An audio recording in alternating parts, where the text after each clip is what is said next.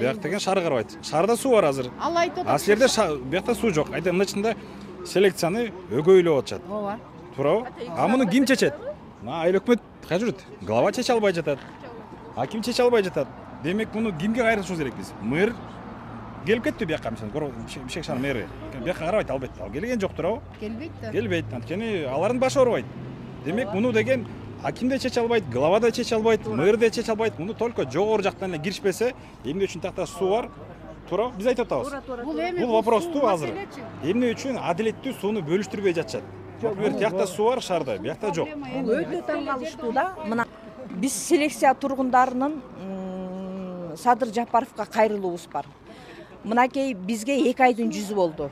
Эчтеке тамчы суу жок.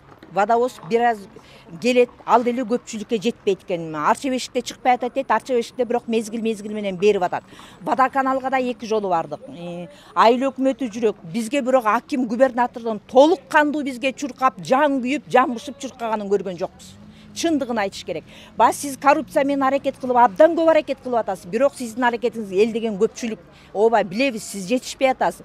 Бирок биздин өтүнүчүбүз водоканалга канча жолу бардык, биздин былжырабагыла, билгениңерди кылгыла деген сыяктуу кол серпип койду. Эми 2 айдан кийин чыкпагандан биз Африка болуп уже биздин алды жакта балдарыбыз уже ооруй башталды. Ич өтүп атат, ооздарынан ооруп атат, себеби сакталган сууларды ичип атабыз. Анан бизге сизден көптөн кайрылабыз. Сизге ушул бир селекция элине, тургундарына сууну камсыз кылып берүүгө аракет кылыңызчы. Сизден абдан көп өтүнөбүз.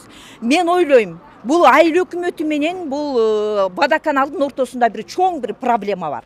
Анан сизден абдан көп өтүнөт элек, водоканалды түп тамыры менен алмаштырмайын, толук шаардын тургундарына толугу менен суу жетпейт. Менин көз карашым, жалпы элдин көз карашы боюнча.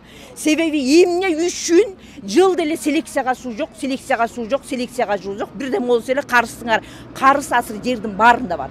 Генедей селекция эмес, Гилейген кыргызданын карысы бар. А карыска карабай чыгарып, ошого жараша элден приоритетип жыйнап алыш керек да. Же болсо штраф салап жыйнап алсын да. Төгүп аткан элдердин баары жалпы эмнеге биз жапа чегишибиз керек? Биз селекцияны эл мына 2 айдын жүзү болуп жууна албайбыз, кирибизди жууя албайбыз. Туугандарыныкына бирин экин барып атып, уже туугандарыбыз телефон чалганда албай да калышты. Уже бизден качып да калышты. Эми биз эмне кылышыбыз керек?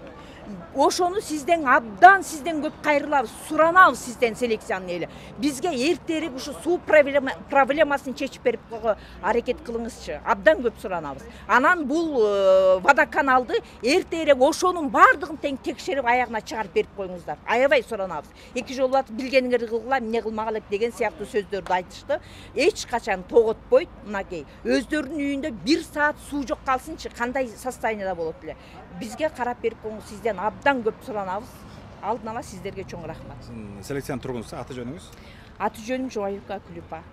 Сизге чоң рахмат.